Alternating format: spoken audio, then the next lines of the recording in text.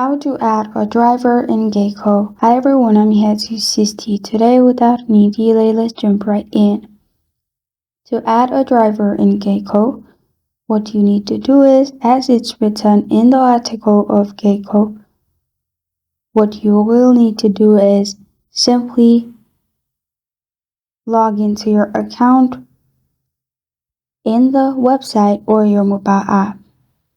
After you've done that, make sure you have the following information available when adding a driver to your car insurance. Full name as it appears on their driver's license, date of birth, date first licensed, driver's license number. After you've done that, you can press on save and driver will be added.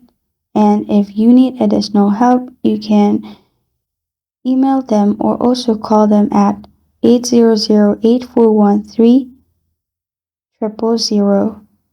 And if you call them, they will be able to add it for you as well if you are having an issue.